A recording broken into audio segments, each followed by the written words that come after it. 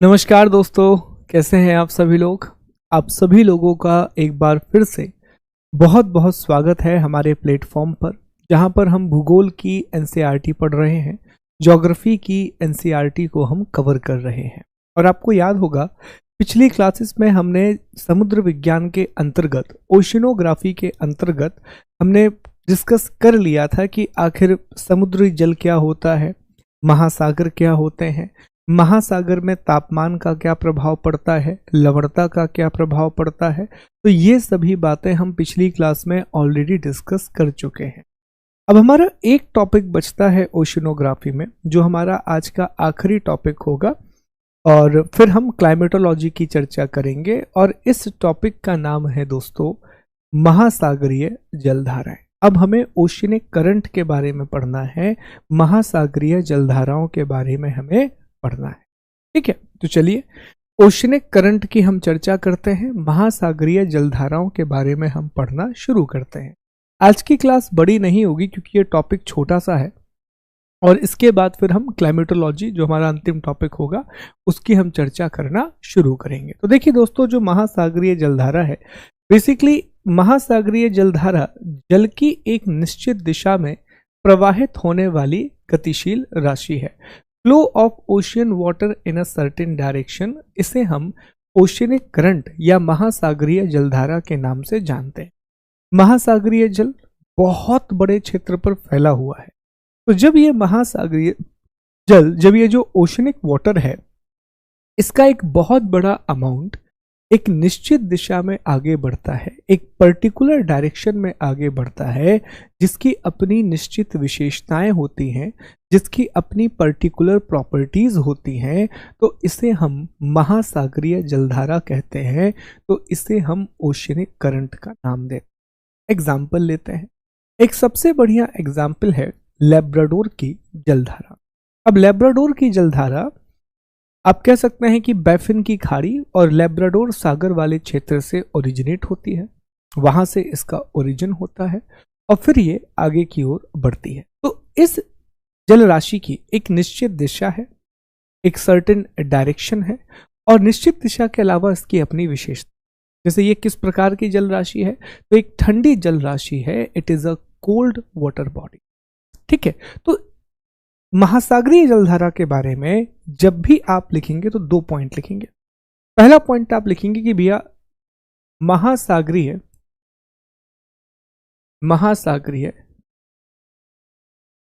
जल की एक राशि, एक वृहद राशि,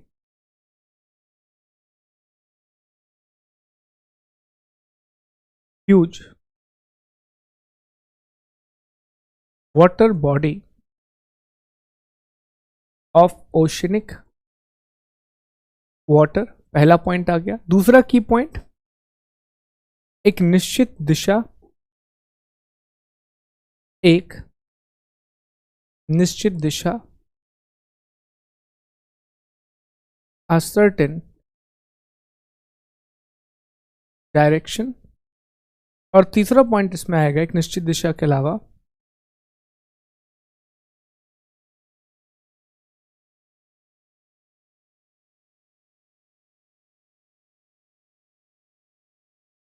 एक निश्चित तापीय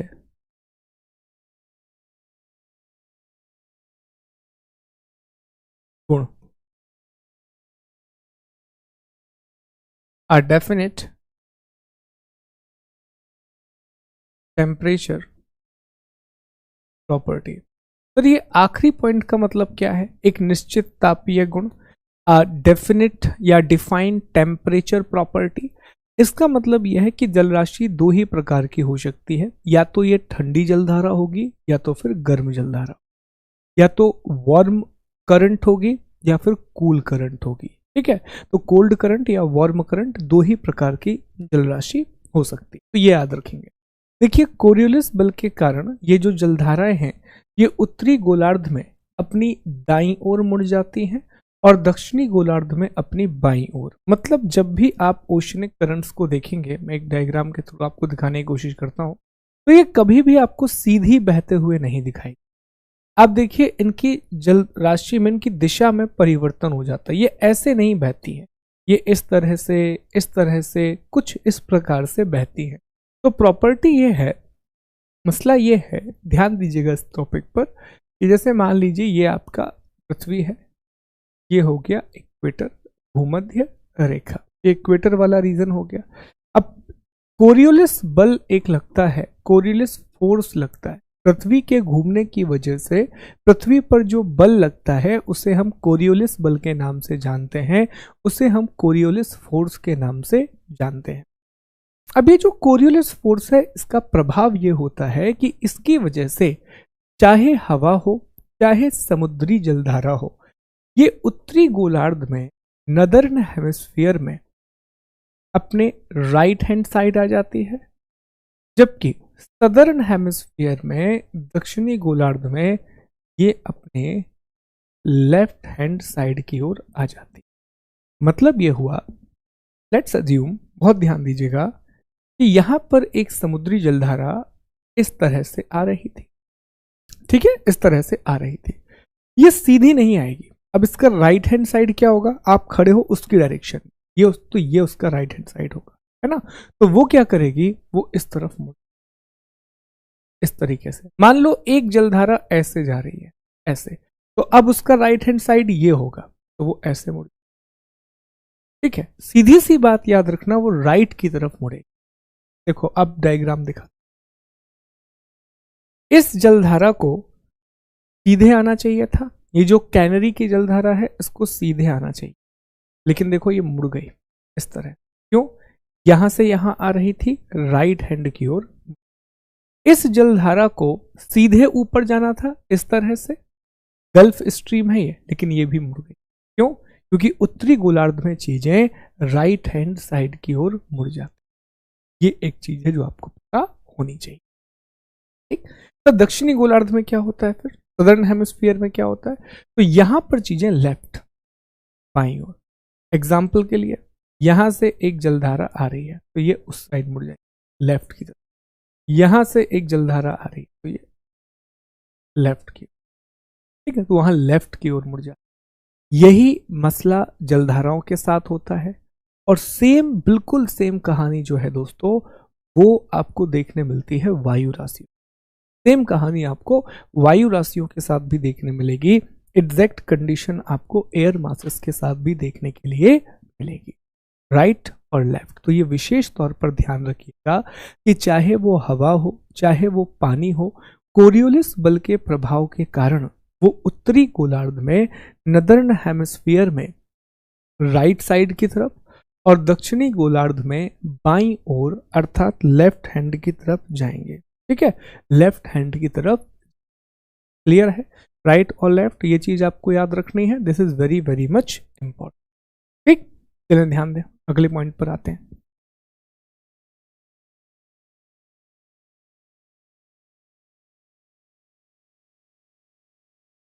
अब समझना यह होगा कि सर आखिर वो कौन कौन से कारण हैं जिनकी वजह से इन जलधाराओं की उत्पत्ति होती है।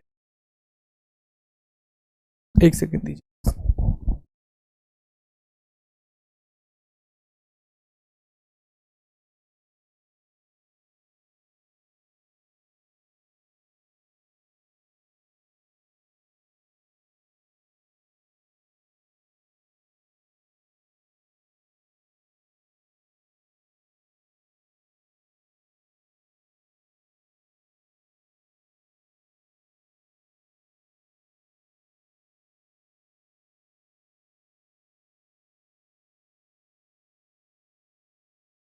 ठीक है, चलिए आगे बढ़ते हैं। अब सवाल यह पैदा होता है कि सर वो कौन कौन से कारण हैं जिसकी वजह से इन जलधाराओं की उत्पत्ति होती है, वो कौन कौन से रीजन हैं जिनकी वजह से ये ओशिनिक करंट का ओरिजिन होता है। तो ध्यान देंगे, सबसे पहले है पृथ्वी का पश्चिम से पूर्व दिशा में घूर्णन। पृथ्वी का पश्चिम से पूर्व दिशा में, okay, earth rotation from west to east, ये बहुत बड़ा कारण है महासागरीय जलधाराओं की उत्पत्ति का। क्योंकि जब पृथ्वी घूमती है तो घूमने की वजह से कौन सा बल लगता है, तो अभी आपको बताया कि पृथ्वी जब घूमती है तो इसके घूमने की वजह से कोरियोलिस बल कोरियोलिस फोर्स क्या करता है, काम करता है। ये चीज आपको पता होनी चाहिए। इसके बाद है लवणता में अंतर, डिफरेंस इन दी सैलिनिटी। अधिक लवणता से कम लवणता की ओर महासागरीय जलधाराएं चलती हैं। अगर कहीं पर सैलिनिटी ज्यादा है, क्योंकि हमने देखा है ना कि अटलांटिक महासागर की लवणता सबसे ज्यादा है, अटलांटिक ओशियन की सैलिनिटी सबसे ज्यादा है। वहीं जब आप आर्कटिक महासागर को देखते हो, आर्कटिक ओशियन को देखते हो, तो उनकी लवणता सबसे कम दिखाई देती है। तो बहुत सी जल राशि आपको देखने मिलेगी जो आर्कटिक से अटलांटिक की ओर आएगी, आर्कटिक से कहाँ आएगी, अटलांटिक की ओर आते हुए दिखाई देगी। हालांकि वहां पर दूसरा रीजन भी काम करता है, वहां टेम्परेचर भी काम करता है। तो कल ही आपको हमने बताया था कि जहां पर तापमान कम होगा वहां हाई प्रेशर बनेगा, जहां तापमान ज्यादा होगा वहां लो प्रेशर बनेगा। तो समुद्री जलधाराएं उच्च दाब से निम्न दाब की ओर बहना शुरू कर देंगी, हाई प्रेशर से लो प्रेशर की ओर आना शुरू कर देंगी। ये चीज भी हमने पहले डिस्कस की थी, तो उम्मीद करता हूं कि आपको पता होगी।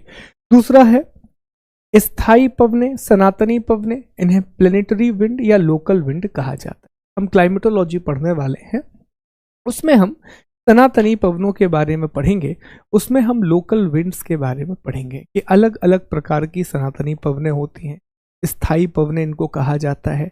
तो ये पवनें अपने साथ पानी को बहा ले जाती हैं और कहीं ना कहीं ये पानी पर एक ड्रिफ्ट पैदा करती हैं। ड्रिफ्ट का मतलब उसे फोर्स करना आगे की, तो ये ड्रिफ्ट पैदा करती हैं, जिस वजह से समुद्री जलधाराएं एक जगह से दूसरी जगह पर जाती हैं। और ये हमने अभी अभी देख लिया कि चाहे वो वायु हो, चाहे वो समुद्र का पानी हो, वो मूव करेगा। इसकी वजह से, कोरियोलिस बल की वजह से, और अलग अलग दिशा में मूव करेगा। तो वहां से पानी, देखो हवा भी राइट हैंड साइड की तरफ हो जाएगी और पानी भी राइट हैंड साइड की ओर हो जाएगा। किसमें, उत्तरी गोलार्ध में, नदर्न हेमिस्फीयर में। दक्षिण में उल्टा है, पानी भी लेफ्ट की तरफ गया और पानी के साथ साथ हवा भी लेफ्ट की तरफ गई। तो ये एक ड्रिफ्ट पैदा करता है जिससे महासागरीय जलधाराएं चलती हैं। एक चीज और मैं आपको बताऊं, देखो जब भी आप ओशनोग्राफी पढ़ते हो, क्लाइमेटोलॉजी पढ़ते हो, यहां कभी भी ऐसा नहीं होगा कि कोई एक फैक्टर जिम्मेदार हो, कभी भी ऐसा नहीं होगा कि कोई एक सिंगल फैक्टर इसके लिए रिस्पॉन्सिबल हो। हमेशा मल्टीपल फैक्टर इसके लिए रिस्पॉन्सिबल होंगे, बहुआयामी जो तथ्य हैं वो इसके लिए जिम्मेदार हों। ये चीज आपको विशेष तौर पर ध्यान रखनी है जब भी आप भूगोल का अध्ययन करें। ठीक है, चलें ध्यान दें।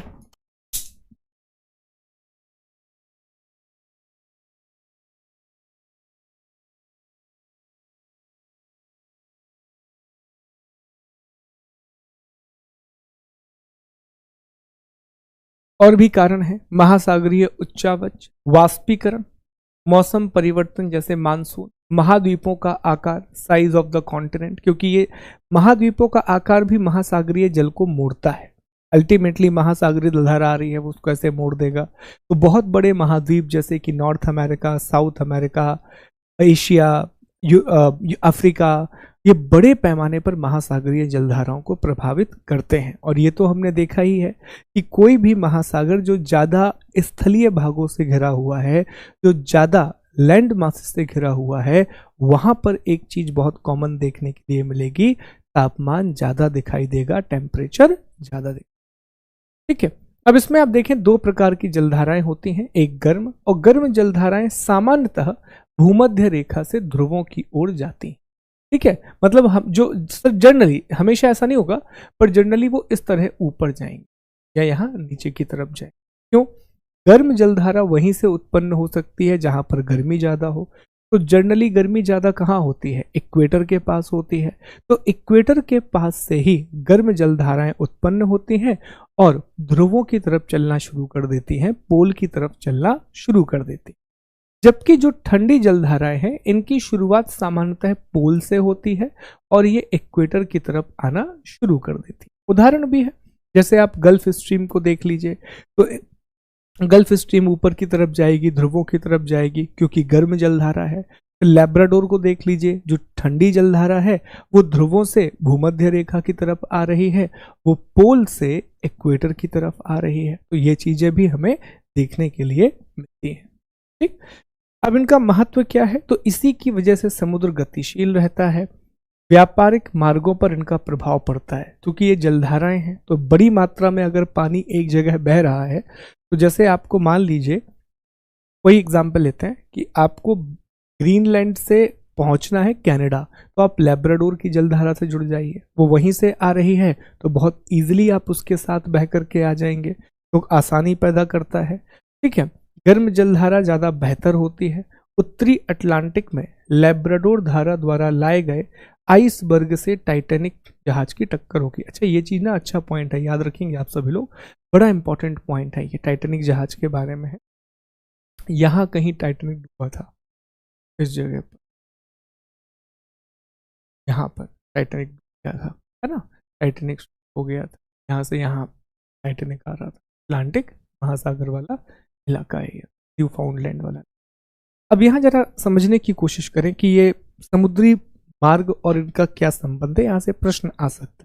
ये अच्छा कंसेप्ट है जो यहाँ दिया गया है। देखो दोस्तों, दो प्रकार की जलधाराएं हैं, एक है गर्म जलधारा और दूसरी है ठंडी जलधारा। एक है वार्म ओशियनिक करंट और एक है कोल्ड ओशियनिक करंट। दोस्तों, जो गर्म जलधारा होती है वो हमेशा परिवहन के लिए बेहतर होती है। क्यों? गर्म जलधारा में एक तो कोई अवरोध नहीं है, आप बहुत इजीली ट्रैवल कर सकते हैं, पानी भी बहुत इजीली रास्ता छोड़ेगा, क्योंकि कहीं ना कहीं उसकी डेंसिटी में फर्क आता है, थोड़ा बहुत ही फर्क तो आता ही है। लेकिन ठंडे पानी में अगर बहुत ठंडा पानी है तो पानी में बर्फ जमना शुरू हो जाएगी, आइसबर्ग आना शुरू, और डेंसिटी भी कंपैरेटिवली थोड़ी बहुत ज़्यादा तो होगी होगी। तो इस वजह से क्या होगा दोस्तों, ट्रैवल करना, और टाइटैनिक के साथ यही हुआ। लैब्राडोर की ठंडी जलधारा एक आइसबर्ग लेकर के आ गई, वो आइसबर्ग टाइटैनिक से टकरा गया, और जैसे ही टाइटैनिक से वो टकराया, टाइटैनिक में छेद हो गया और टाइटैनिक जो जहाज है वो डूब गया। बहुत ही मशहूर जहाज टाइटैनिक, बहुत बड़ी फिल्म बनी इसके ऊपर टाइटैनिक, लियोनार्डो डिकैप्रियो ने इसमें रोल किया। ठीक है, ये मत्स्य उद्योग के लिए बहुत अच्छा होता है, प्लैंकटन के लिए, प्लैंकटन घास इससे आती है। एग्जाम्पल वही हम आपको दोबारा देंगे। ये लैब्राडोर की जलधारा है, लैब्राडोर करंट है, ये गल्फ स्ट्रीम, ये जहां मिलती है, ये न्यू फाउंडलैंड में एक जगह है सेंट जॉन्स। ठीक है, न्यू फाउंडलैंड जिस पर कनाडा का अधिकार है, एक्चुअली कनाडा का एक राज्य है वो, तो वहां पर एक जगह है सेंट जॉन्स का। जब ये दोनों जलधाराएं मिलती हैं तो इस क्षेत्र का तापमान बहुत अच्छा हो जाता है। दूसरी बात, ये अपने साथ प्लैंकटन नाम की घास लेकर के आते हैं बहुत बड़ी मात्रा में, तो सारी मछलियां यहीं पर आ जाती हैं।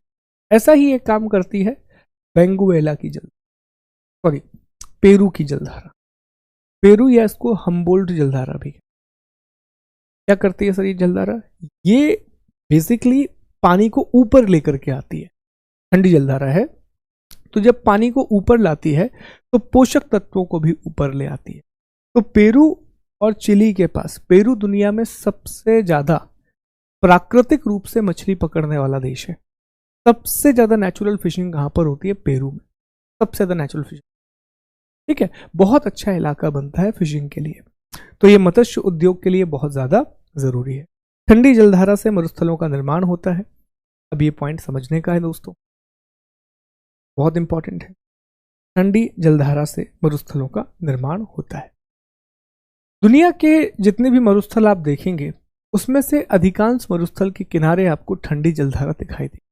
एग्जाम्पल लेते हैं, यहां पर एक मरुस्थल है जिसे आटाकामा का मरुस्थल कहा जाता है, आटाकामा मरुस्थल इस क्षेत्र, और यहीं पर एक ठंडी जलधारा है, पेरू की जलधारा।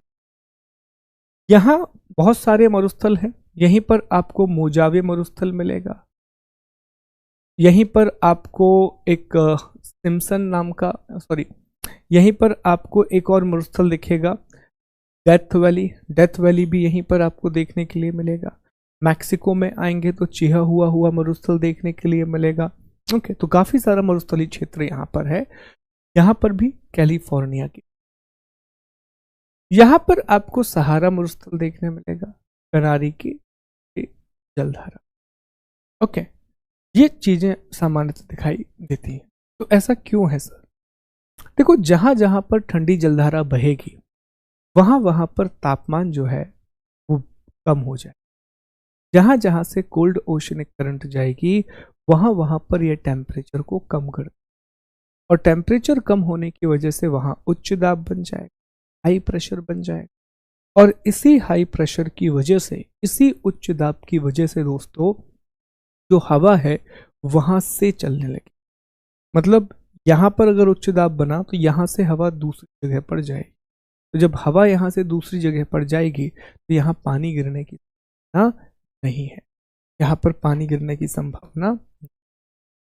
ठीक, तो ये चीज आपको याद रख, एक बार उसको लिख लीजिए। मैं आपको 5 मिनट का समय दे रहा हूं, फिर हम आगे बढ़ेंगे।